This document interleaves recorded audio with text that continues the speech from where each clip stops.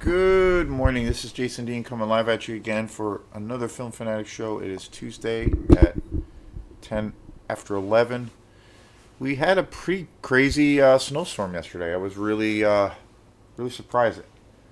I was I had heard on Sunday that we were going to be getting some snow, and then I was over at a friend's house for a while. We were just hanging out, having some beers and stuff, and they were like, "Yeah, it's supposed to be really bad tomorrow," which was yesterday, Monday. And I was like, "Oh, really? Like snow? Like I had heard that we were gonna get a few inches, but and then and then yesterday during the day it was kind of normal. It was pretty clear out, and there was no snow whatsoever. And then around 12 o'clock or so, it started to snow a little bit, and then 10 minutes later, I got notification that work was closed, school was closed, and they were going to be it was going to be early release, and suddenly everything was closed, and I was just like, "What?" So I was really surprised, and then so it was an impromptu snow day, and then within 2 hours or so, it was snowing like a motherfucker. Like it's all kind of melted now, or it's melting quite a bit, but we got about probably 5 to 7 inches last night. But I don't think it's going to be worth blowing out with a snowblower and everything. I think it's kind of melty and but totally unexpected, and the roads were terrible. I ended up canceling things that night, so yeah, I was homeward bound. So I was really surprised. But hey, always a good time to watch movies. So kind of did my actually for me it wasn't any different. It was kind of a normal day, only I was home. Typically, always watch. I usually watch a movie one a night, and if it's like a day of where I'm extra tired or I'm just kind of taking it extra easy, I'll watch two movies. Um, but I can watch movies back to back if I have the time. I can watch them. I don't get tired or fatigued from watching films. So, but I always watch a movie at night, every night, and I find it's very, I don't know, it acts almost like a narcotic. It's funny. It is very, I find it very relaxing and kind of just, kind of chills me out at the end of the day or the end of the night. And, whether it's been a busy day or a slower day or, a good day or maybe not such a good day. And regardless, it always kind of sets me in a good tone to kind of chill out and stuff. And then usually after that, I'll usually watch some videos that I've been wanting to get through on YouTube, and then I usually go to sleep. That's typically what I do. Pretty exciting life for a rock star, right? But anyway, I'm very excited about talking about this movie. Um, I watched this movie last night, and what a masterpiece! And I have a lot of different thoughts of this movie. I bought this movie a couple of years ago, and I watched it again last night, only for the second time, and I was like, I need. Why the hell am I not watching this movie more often? I mean, it's a masterpiece.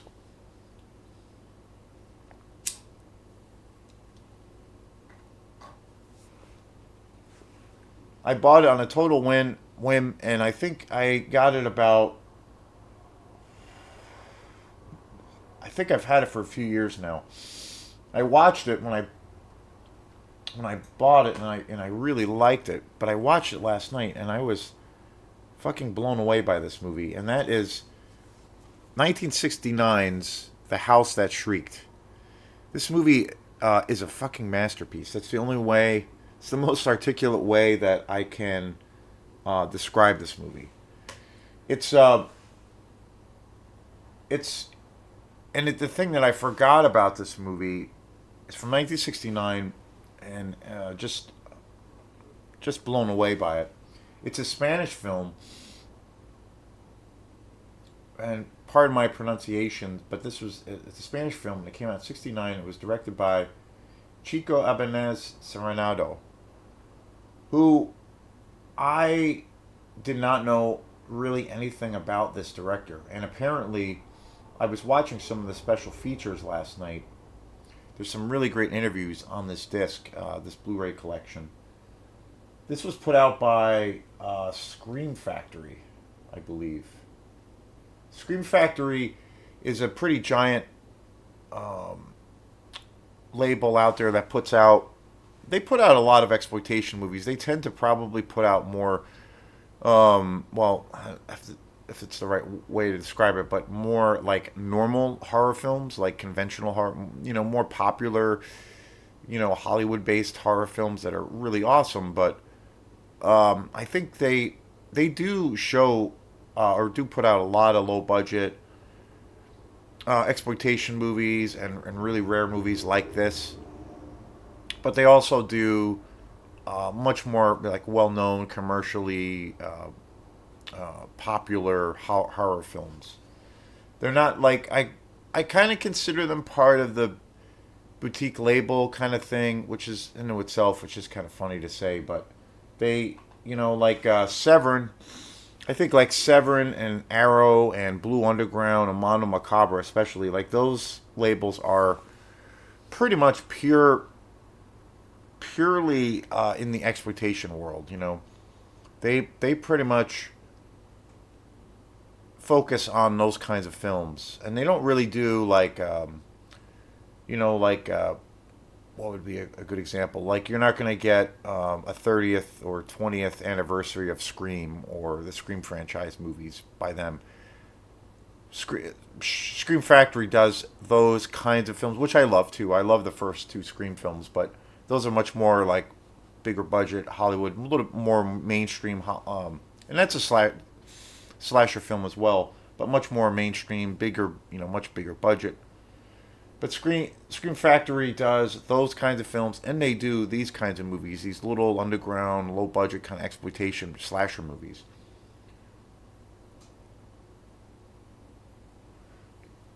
And again, I never saw this movie when I bought it a few years ago. I bought it probably, like I said, 2 or 3 years ago. It was directed by Chico Ibanez Serenado, and I was watching some of the special features last night, and apparently he's a director I did not know at all about before watching this movie, and I have only seen this twice, and I'm just like, this movie is, well, I think this movie is kind of a fucking masterpiece. Like, it's so incredibly done. And, which I didn't realize for some odd reason, this movie is a total slasher movie. And I'm like, what is wrong with me? Like, slasher films, the slasher genre, is my favorite genre or subgenre in the world of exploitation.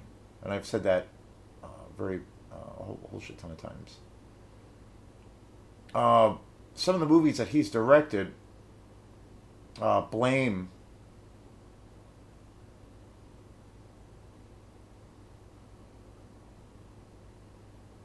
Who Can Kill a Child, ton of movies, and all of these movies I've never seen before, and I'm really going to keep my eyes peeled for his work, because this movie, it's so masterfully crafted. It's the atmosphere for this movie is like unlike anything else, and that was the thing that jumped out at me watching this last night. Was I didn't realize, that this was a slasher movie, and it definitely is. It's a full on slasher movie, and I was kind of extra blown away by that fact, and then realizing I've had this movie for just a couple of years or a few years, and I've only watched it once. And it's kind of set in this. The basic premise of the story is this girl. It's centered on this girls' school, like a dormitory school, and this woman who is kind of the head mistress of the school. Her son actually kind of lives in this, at the same location. And the school is at this, kind of giant mansion, and it's all like decked out in heavy duty Victorian aesthetics, and the design of the sets, this it's a very gothic Victorian world, and the level of detail to the set design and the world building is unbelievable. It's super it's so incredibly spooky. The camera work,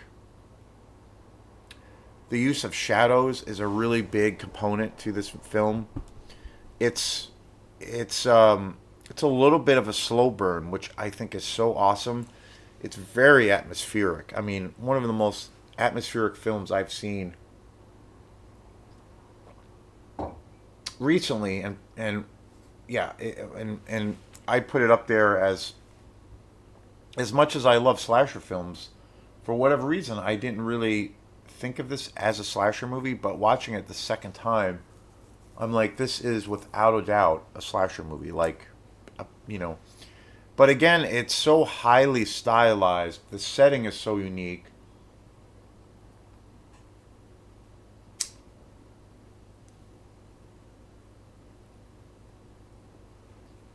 It's so gorgeously put together. And I haven't really seen too many slasher films that are set in this purely kind of gothic Victorian world before. I can't really think of too many slasher films that are kind of set in that world, or at least that jump out at me in memory, because I'm sure that does exist. But typically with your slasher films or the slasher genre, they're set at they're set at it, within a cabin in the woods. Um, Most slasher films are kind of set in that those kinds of premises, or or they're set in a small little kind of backwoods town. There's like a group of teenagers or young people that are you know doing teenage things, doing crazy things, having sex, doing lots of drugs, and they get picked off one by one by the killer, the slasher. This film has all of those things, but it's so unique because again of the setting and the amount of detail to and the richness of this world is unbelievable. It's got some of the greatest atmosphere I've ever seen. The cinematography is kind of jaw dropping. The music is really great, and it's kind of like this classic gothic story, but it's a slasher movie. Really, really unique. The kills are really great, really, really awesome. The first kill in this film is kind of shocking, and you don't really see it coming. It's super creepy. This movie generally is creepy and scary. Like legitimately, there's moments of it, and again, the atmosphere is just so rich and thick that you can kind of taste it.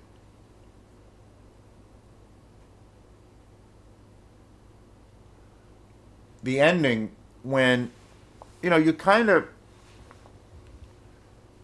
I wouldn't say, I'd say this movie, even though there are indications of indications in the early stages of this film of where you kind of get a sense of who you think the killer is going to be, and but it's not totally revealed, and it you kind of do guess that this person is responsible for picking off these girls, but when it's fully revealed, especially the last act, it's totally fucking shocking. Like, it's got hints of, I think, another influence on this movie, because this movie is, again, it's fucking crazy when you think of.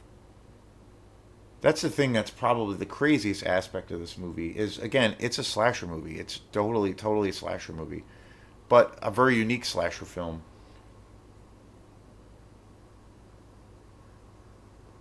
And it came out in 1969, you know, and it's a Spanish film, and it's like, it's crazy when you think of that. I always like to trace kind of the lineage and, kind of if I'm into a certain style, I do it with music too. But if I'm into a certain style, I love to, trace the lineage of, what how that particular sound, when it comes to music, it changed, or how did it get to where it is now? or with a genre film. How where did that style come from? One analogy I've talked about, um, I think in the past, like when it comes to music, one example for me is like one of my favorite bands growing up that I've always loved and I still love them is Sonic Youth. I've always loved Sonic Youth. I've always been a huge Sonic Youth fan. I got into them at a really young age, and I also discovered the Pixies at that time too, which was another, seminal band when I was a kid. And, I've listened to Sonic Youth for a long time, and I was in a band for a few years that was very much, into that sound that they created, where there's a lot of, kind of dissonance. The music has this real edge to it. And I remember like seeing an interview with Thurston Moore where he was talking about, you know, what like influences like for him, and kind of what they got their influences from. Like how did they create their sound? Because I knew like because they've been around for they are like broken up, but they've been around for many years, decades, but up until they broke up. But it always come that particular sound always comes, or sound when you hear something and you identify it, always comes from something. There's always something that's going to, be an inspiration. There's that classic saying of good composers borrow, great composers steal, like that kind of thing. And it's it does happen, but it's a little bit. I think it's kind of a rare occurrence when music or art, film, anything in the arts, when there's something that comes out that is um, truly a blazing concept or idea, or a way of executing something that is really unique and can kind of act as this like catalyst for something really new and fresh. Like that does happen, and there are examples of that. But for the most part, we're we're the sum of all of our parts. We are influenced by what we listen to, what we are exposed to, and it helps kind of create that perspective. Where being when it's expressed in music or art or in the arts.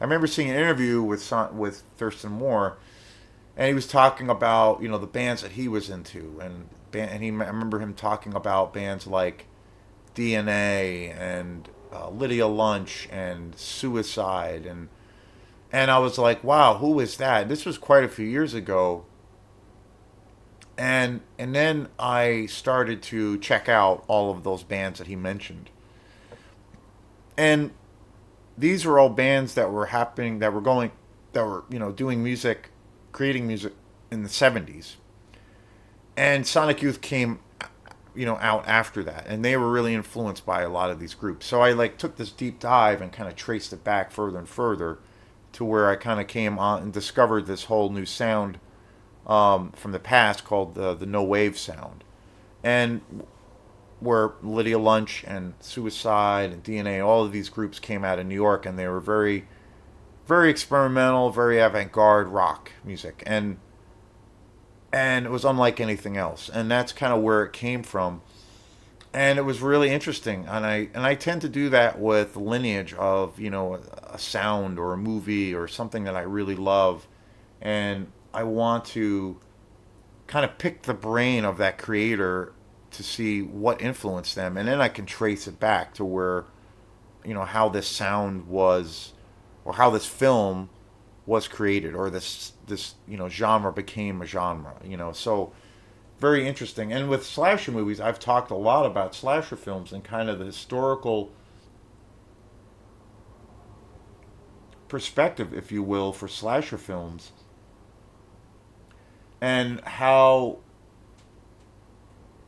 culturally, and growing up, for me, my first slasher film that I ever saw was the original Friday 13th, which came out in 80, and then, you know, and then also John Carpenter's Halloween, which came out in 78.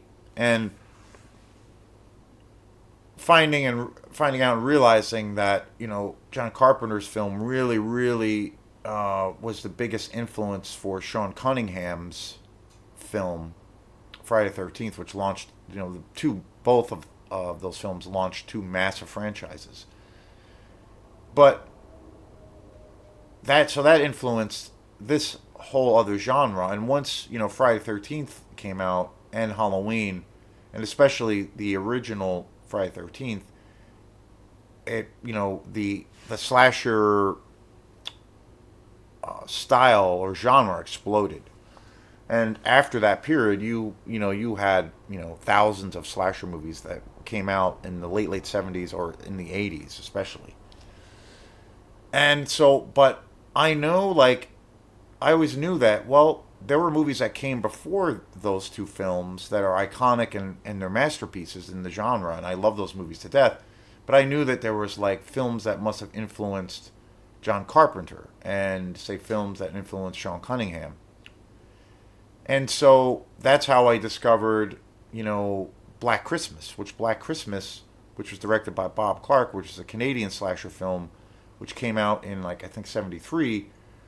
That's, John Carpenter said that's where he was so greatly influenced by that movie, and he basically modeled Halloween off of Black Christmas. And then you can trace it back even further with like, Herschel Gordon Lewis films like Blood Feast, where you go back even further, and those films, kind of were huge influences. And then you have all of the Italian films. So it's so interesting. Um, and I think Black Christmas is arguably probably the most important slasher film ever made. I mean, it really that ushered in the blueprint of what a slasher movie is. And again, with this film, and before '73 when that came out, you know, there were other slasher films that came out, obviously, but it was Black Christmas. I feel that was like, I don't know, kind of like a zeitgeist, where it laid out everything on how to make a good slasher movie. Like it was everything in one. It encompassed all of those tropes, and it went on to influence Carpenter, and then it went from there. And Sean Cunningham, and the rest is history. So it's really interesting. And then when I discover a movie like this, The House That Shrieked, which is a pure slasher movie, and it came out in fucking '69, it's crazy. Like, you can trace it back even further and further. So very, very interesting. But what a badass movie. Um, this is one of the greatest slasher movies ever made, and it's such an awesome movie. It's so stylized. Um, yeah, and I think people who are not into, there's a lot of people who don't like the slasher genre. They don't like people like, they're not into copious amounts of gore and people getting, their guts ripped out and whatever. I get that. But this is a slasher film, but it doesn't really have that kind of vibe to it. And I think those people that are not maybe closed down to the genre, this would be a awesome kind of introduction to the style of the slasher film, because it's so incredibly done. So I can't recommend this movie enough. The House That Shrieked, 1969. Thanks again, and we will see you next time. Peace.